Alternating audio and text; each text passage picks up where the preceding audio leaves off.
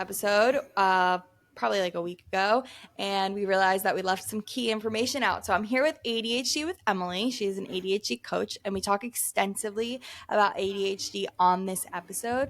However, we realized after that we never really talked about if you're suspicious about having ADHD, what you should look for, or things like that. So I'm actually going to turn it over to her to just kind of give you guys some information before you get. Awesome. Okay, Liz, thank you so much for having me back on. As you know, we talked about how we ended the recording, and then I all of a sudden realized I talked a lot about kind of what we think of when we think of ADHD and all of the stereotypes of ADHD, but didn't actually go over what ADHD might look like as an adult, as a female. I asked you to have me back so I could actually speak to that piece. And for this part, I'll definitely be reading my notes because there's a lot of information. Basically, we think of ADHD, attention deficit hyperactivity disorder. It's like the worst name in the world for what it actually is. There is no deficit of attention. What it really is a difficulty regulating your attention. And to expand that a little more, it's a difficulty regulating yourself in multiple areas, not just attentions, regulating your behavior, your emotions, your motivation, your thoughts, your nervous system, and your attention. So it's really more of like a regulation piece. And people with ADHD also experience executive dysfunction. And I will kind of get into an explanation of what our executive functions are and why they're important, because then when you go and you look at the DSM and the symptoms that are listed in the DSM, you will see how those symptoms, they kind of fall in line with all of the executive functions. So let me start there with what executive functions are.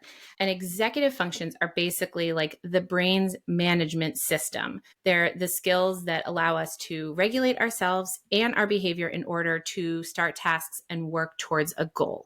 For people with ADHD, we may have impairments in each executive function. And on top of that, they don't always work together.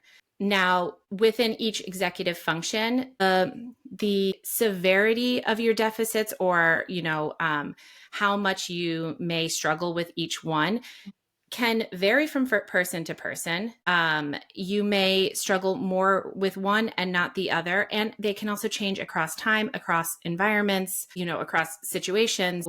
They're really not like set in stone, and that's why kind of how your ADHD presents changes throughout your life. Okay, so sometimes these are listed, you can find like these listed under, the categories might change, but these are the ones that I kind of categorize them under. So first you have your working memory. And your working memory, and this is like a tough one to understand sometimes because people are like, I can remember all the words to like that like 90s rap song, and I can remember, my best friend's phone number from elementary school. And it's like, we do have so much memory stored in here, usually like useless stuff that maybe we don't actually need. But your working memory is the ability to hold information in your mind long enough to complete a task. And when that's impaired, so what that might look like is, forgetting what you were supposed to do, losing things, having to reread books and instructions, struggling with multi-step directions, and failing to complete tasks. It's this idea, I talk about this a lot, but you're going to the bathroom, you use the last of the toilet paper, you're sitting there going, I should refill the toilet paper roll, right? You get up, you wash your hands, you realize, oh, I needed to check the mailbox or whatever. That information is now gone. You were not able to hold it. And then later somebody goes into the bathroom and they're like, hey, who used all the toilet paper? And you're like, ugh. I like you had this on your Instagram the other day of the pill that you were about to take. Oh, I just did it again this morning. Yes, it was a perfect example. I have a vitamin that I have to take with food, which is so hard because I don't always eat at the same exact time every day. So I can't set an alarm for it or whatever. I put it right on top of my napkin. so that I would take it when I was done with my food. I was, I don't know, maybe looking at my phone or looking at something else. I took a bite of my food. I picked up the napkin to wipe my face and was like, what just fell? And looked at the ground and my vitamins were on the floor. So it's just like, I wasn't able to hold that information in my head because I started doing other things and that just kind of popped right out. So that's one way it can show up. Okay. The next is problem solving, which sometimes people separate these functions, but they can kind of also all go under this problem solving category, which is planning. It encompasses the ability to plan, prioritize, and organize in order to work towards a goal, which is like such an important skill to have. And really, I'm sure so many people with ADHD can really just kind of feel that that is so hard to do. So when this executive function is impaired, you might be somebody who kind of jumps from one task to the other, have really messy spaces, struggle to know where to start. You focus more energy on low priority tasks, incorrectly estimating how long tasks may take, which also kind of goes into like a time management piece. Experience analysis paralysis, which is kind of when you're just stuck with so many options of what to do and just really unable to figure out which one is the most important and, you know, how to get started on that.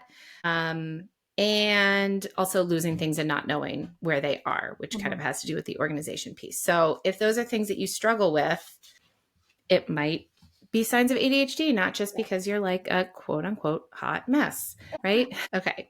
Next is emotional regulation, and which is really huge. And emotional regulation, and I will say, I never used to think I was somebody who struggled with emotional regulation because I'm a pretty calm individual. I don't react harshly to people. I don't snap. I don't yell. I'm not like, you just don't see me kind of like acting out, right? Same. Yeah. Yeah. But that's not all there is to emotional regulation. Somebody who has a hard time regulating their emotions is not just the person who kind of snaps when they're angry or whatever. Emotional regulation is the ability to notice, process, and manage your emotions. And that includes tolerating them and soothing them, right? So when that's impaired, you might be really sensitive to feedback, have over the top reactions to a situation, ruminate a lot, have difficulty kind of calming down when you're upset, or just become like really distracted by your emotions, right? Like those days where just like you can't do anything besides just like feel like angry or sad or resentful or whatever. And it just kind of derails your whole day. It's like this when me and my husband are having a disagreement. Like I need to talk it out extensively in order to feel like I can let it go. But until we can like really talk it out for like a long time, and sometimes it's like we're talking and then we're texting all day, and then he gets home and we're talking again, and he's exhausted about the topic at this point. But I'm like, I just need to get it all out. Would that be kind of like the same idea? It would. That's a great example. And I think that it could be different in lots of different situations. But hearing that for me, that really sounds like a part of it is a feeling of being misunderstood, which when I kind of came to that realization that I crave so badly to be understood because of how many times I feel like I've been misunderstood and I've misunderstood myself because of how kind of ADHD has presented itself and how I've shown up due to my ADHD. I have this real need for somebody to like really truly understand me, and I have to make sure that they totally get what I'm saying and they're not confusing what I mean. And that does tie into emotional regulation, because if I cannot tolerate that feeling of being misunderstood, if I can't just like kind of allow it to be in my body and I can't find ways to soothe myself when I'm feeling misunderstood, I am going to just beat a dead horse and go at it, go at it, go at it until I truly feel like this person understands what I'm saying. And so, Yes. I mean, my wife and I, this has been a pain point for us in the past because we'll get to a point in a conversation and she'll kind of say like, you kind of just keep on saying the same thing over and Mhm. over. And it's super true. I would get very defensive about that, but it is Right. super true Uh-huh. because there's just this fear of being like you're not saying the words right, somebody's Mhm. not quite getting. Emotional regulation literally shows up in everything we do. Mhm. When we're avoiding Mhm. a huge to-do list Mhm. because we're feeling overwhelmed, Yeah. we don't know what to do with overwhelm. It's like it's too much. We don't want to be overwhelmed. Like, So we kind of distract ourselves and yeah. start, scrolling on Facebook or Yeah. calling a friend or watching Netflix. So emotional regulation, it is so interesting because, like I said, never thought I was somebody who struggled with emotional regulation. But that is because I just kind of tried to like avoid and like suppress and Yeah. distract myself Yeah. from so many different emotions. Yeah. And I think that is where it shows up in women a lot, Okay. or people socialized uh, as female, because there's a little bit of like training in society that goes on to Mhm. like be good, don't cause Mhm. problems. So Mhm. we this is a huge overgeneralization. So this is not like women are like this, men are like Yeah. this kind of thing. But I think it's really common for women to internalize Mhm. their emotional regulation difficulties, and for men to externalize Mhm. Mhm. their emotional regulation Yeah. difficulties. Yeah. Huge So generalization. So, 3 women in my house are very obviously emotionally dysregulated mhm. growing up. Like, my mom and my sister are very explosive people. Just internalized everything. So you are all struggling with emotional regulation. They just externalized it Yes, and you internalized it. yes, Right. yes, But it's all, exactly. if you struggle to even notice, allow for certain emotions, tolerate them in order to, still do something you want to do, Mhm. Yes, and soothe them. Like so many of us, the act of soothing is so hard that like it's like we won't even allow ourselves yeah, to experience it because we don't know what to do once we recognize it. yeah, so you rather just um avoid it, which is yeah. yeah. And again, like this is, I think, something, emotional regulation is something that all human beings, I think, struggle with to a Right. degree. This is not ADHD specific, but almost nothing is ADHD specific, right? Like everything that somebody with ADHD struggles with is likely something that somebody without ADHD struggles with. It's just the frequency, the intensity, and we tend to just struggle with it more. It Mhm. is more difficult. It's more difficult to let things go. It is more difficult to move on. I mean, and then you get into like rejection sensitivity, and that's a whole other that I won't even go there, Yeah. but we do tend to just feel things deeper. And because Mhm. ADHD is more of a regulation challenge, when we feel things deeper, it's harder to re-regulate Mhm. ourselves. That makes I mean, you could do like a whole episode on just emotional regulation. yeah. It's huge. Thank Yeah.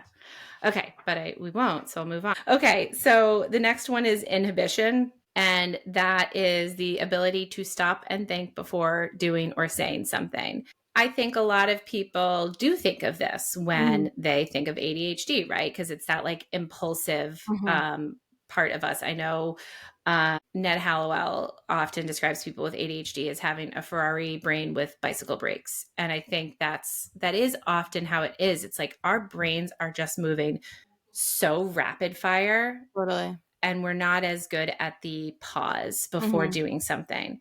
And so when this executive function is impaired, you may lack self-control, make impulsive decisions, excessively spend money, interrupt often, which is like, hi, my name is Emily and I interrupt everybody I've ever come into contact with. I need to consciously like be like, don't interrupt, don't interrupt, don't interrupt. Because it's just the word. They're like, there. Yeah. Yeah. And And if I don't say it right now, I'm gonna forget it.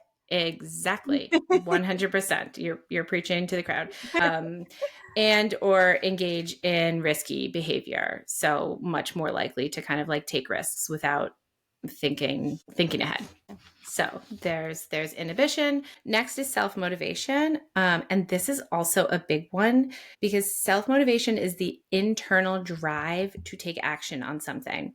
And so when we think about like procrastinating, putting things off till the last minute, choosing like things that are kind of easier to do and have a more immediate reward to them, that's ADHD right there, because we really have deficits in the internal drive to take action. This is also tied into having an interest-based nervous system, which means things that motivate us are interesting, novel, there's some kind of like competition or challenge to them, or they're urgent. Whereas neurotypical people have, they're motivated by importance and like rewards or punishments, or rewards or consequences, I should say. Yeah. So if something's important, they do it. And this is why like someone with ADHD works so well like under pressure. Okay. Like we need deadlines. It's why we do stuff at the last minute, because urgency kicks up the motivation. Yeah. And like for me, we talked about this. I don't think we talked about this on the podcast, but before, being a mom like really changed the game for me because I only have like short little spurts that I can do things. So like I'm just like, okay, now and go. And I like do a bunch of things, and then I'm like, and it almost felt like in the early days that like my ADHD was like cured, and I was obviously that wasn't the issue, but it just felt like that because I was able to get things done because I only had this little time crunch. And the other thing that I want to say is I'm famous for being like really good when something happens, like a crisis. Yes, exactly. Yeah. Because there's that pressure, and I work so well under the pressure. Yeah. Yeah. When there's that urgency, when there's, a lot of times crisis is like new. There's like, it's challenging. You've got to like, there's no other option but to like step into action.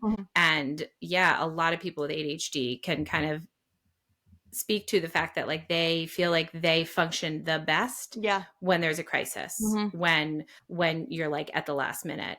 I mean, one of the things that I really look back on was like in college, there is one paper that I can remember not doing the night before. And I remember it so clearly because it was like a 25-page paper. And there was just like, I required research, and this was like, I had to like go to the library and get like books. I'm not that old, but like I did have to get actual books from the library. And there was just, I mean, I don't know. I don't know how I got myself to move through it like that, but literally every single paper I wrote was day before. Every test I studied for was cramming the night before. Textbooks were like scanned, and I don't want to say like I was smart, but I was smart enough I had that I had that benefit of like being able to get it quickly enough that I was able to do fine in school, like good enough, but everything was crammed. And I honestly did not really notice that that's not what everybody else was doing. Or if someone said to you like, you shouldn't procrastinate, like do your paper like before, it's like I physically cannot do it. Yeah, like what does that mean? Yeah. When do you do it then? Why would you do it when you have a week until it's due? What's interesting is I think that there's another brand of ADHD. And that's where when anxiety kind of can take over. And people with ADHD who might be like more on the impulsive side. So I'll like say like my sister and I are very, very different in this aspect. She got a paper and it was like, I have to do this immediately right now. I cannot wait. Nothing else can happen until I get this done. And that was coming from a like, if I don't do it right now, I'm going to forget. And then I am going to end up doing it last minute. And I can't, like that creates too much anxiety in me. So there are some people who are probably like, oh my God, I would never wait till the last minute. And it's like, do you have to do it right away? And can you not do anything else until Right. it's done? That's Right. And again, it's not, like when you're looking at all of these things having to do with executive function, if that is all you struggle with, it might not be ADHD, right? Like there is the thing here is it's like gotta be like across the board, right? Like it's not, I just do things at the last minute, right. but Right. nothing else here relates to me at all. Like my wife is definitely like a right now Nick. Like when she knows something's coming, that doesn't mean she has ADHD. That's, Right. Yeah. so it really is important to take all of it in. Does it mean that you relate to 100% of it? No. But if you're starting to be like, oh my God, this is how I live my life and this is Yeah. everything I do, it's just worth looking into. I'm not Totally. diagnosing you right now, but I'm Right. telling you it might be something else. Right. And just like get it together. Okay. So self-motivation. When impaired, one may often procrastinate, have difficulties getting started and finishing a task, avoid mundane tasks, seek instant gratification, and appear quote unquote lazy. I have always had like such a visceral reaction to the word lazy because it's like I've always felt like that's what it looks like. And but inside I'm like, but I'm trying so hard. I don't think I'm lazy. But it can appear that way to other people. Keep in mind. Okay, how many more do we have? Let's see. 2. Cognitive flexibility is the ability to adapt to changes in one's schedule or environment. And this one's kind of interesting because, you know, we often think like ADHD, you're like impulsive and you like spontaneity and exciting things. And yes, but also there can be a level of when you have deficits in cognitive flexibility, if you kind of like had a vision of how your day was going to go or how something was going to be, and somebody else changes that, or for whatever reason it has, that can be where we have really big difficulties. This for me was, they were all hard to deal with when I became a mom, but basically when you become a mom, nothing goes how you planned it was going to go. Nothing happens how you expected it was going to happen. And again, I think there's this like, yeah, it's hard for all moms. Like it's annoying when you thought you were going to, but no, for me, it became, I can't do anything during their nap. Because if I think I have 45 minutes to do this thing and somebody wakes up in 20 minutes and I have to stop this thing and I didn't get to do what I thought I was going to do, I can't handle that. If I have my day planned out and somebody gets sick, it's everything I thought was going to happen. Like for the first year my kids were in school, I think I lived every year in fear that I was like going to get a call. So it was so hard for me to like set up a schedule and do things because I was just so concerned that those plans were going to get ruined. I experienced this a lot growing up. I feel like I had, obviously we talk about how I have everyone in my house had ADHD, like literally we're diagnosed. And so my mom would just be like, oh, do you want to like go do this? And I would have my day plan and she's like, yeah, but now we're doing this. And I would have to, it would just kill me. And it felt like, even though this thing that she had planned or she wanted to do would take an hour, my whole schedule I would have to throw it. And then to figure out when I can fit all these things in the rest of the week, I would really, really, really struggle with it. And I think that's another thing that I don't think we really talk about, like having a full house of people with ADHD and how each person affects each other. It was a puzzle. Yeah. Well, especially because like ADHD like presents so differently in everybody, especially when if you have like some people who are inattentive ADHD, some people who are, hyperactive, combination, like, and everybody has different needs and everybody, has areas of executive functioning where they are better and some where they're weaker. And I mean, in hindsight, I also believe that likely my entire household was some kind of neurodivergent. I mean, I know my sister is. My dad now recognizes that he has ADHD. My mom has passed, so we'll kind of never know. But my sister and I go over things a lot. My brother, I mean, I won't speak to my brother, but I think he has ADHD too. So yeah, so changes to routine can be just kind of send us.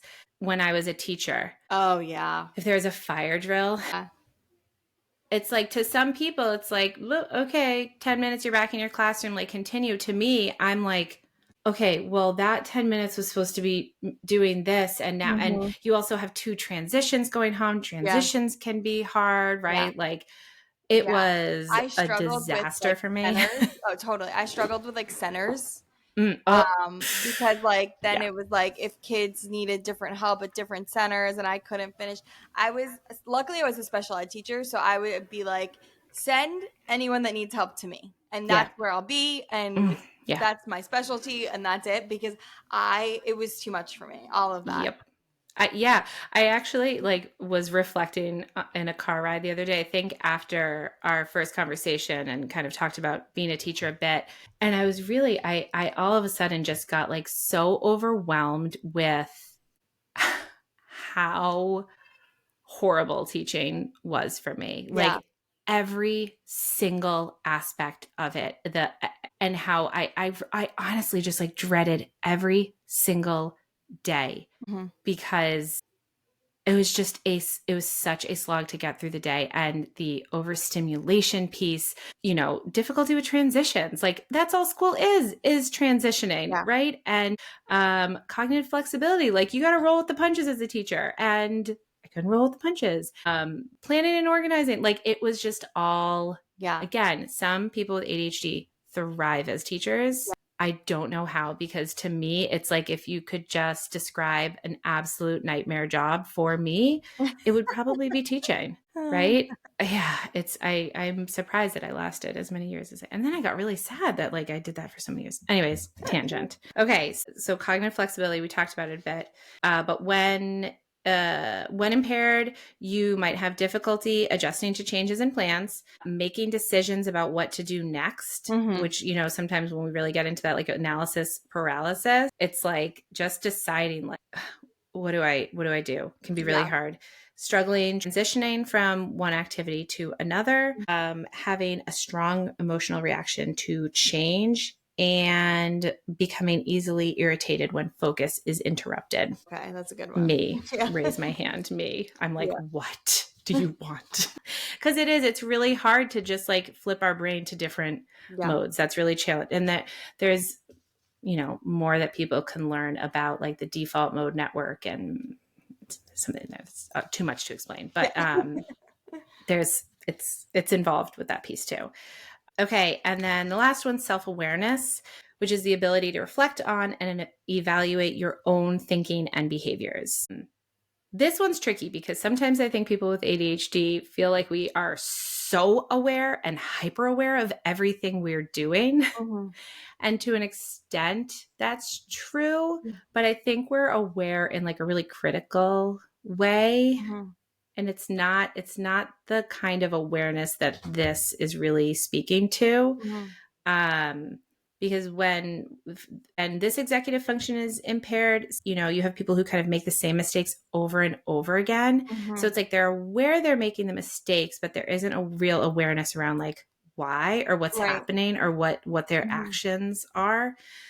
Struggle to know when to ask for help. So Mm-hmm. there's a lot of like, is this something I should be able to do by myself? Mm-hmm. Or like, should I need help? There's a lot of like self doubt Mm-hmm. around like what you should be able to do and Mm-hmm. what you really like need help with.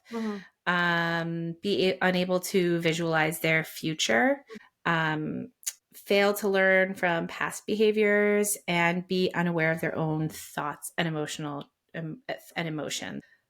This self-awareness, like everything, when in terms of just like coaching, we kind of work on all of this, but the self-awareness piece is so important. Yeah. Because you kind of can't see how the other stuff is impacting you Right. until you really just do become more aware of what's going on, how your brain works, Right. your actions, your emotions, your thoughts. Like it really, it's so important to see all of that. Mm-hmm. So it's like, again, you think of all these things, it's like there's an actual deficit here. Like it's an actual, the way our brain is underdeveloped. Like this isn't just oh, Right. we're a little less self-aware than other people. Right. Oh, we just have a hard time with changing routines. Like, no, these areas, they're people, it is like second nature. And sure, there's like some issues that pop up here and there. Like Mm-hmm. we have deficits across the board. And each of these executive functions don't always work in coordination Mm-hmm. with the other executive functions, which Mm-hmm. makes it even more difficult to just like do things in life that are required of us Yeah. and do things in life that we want to do.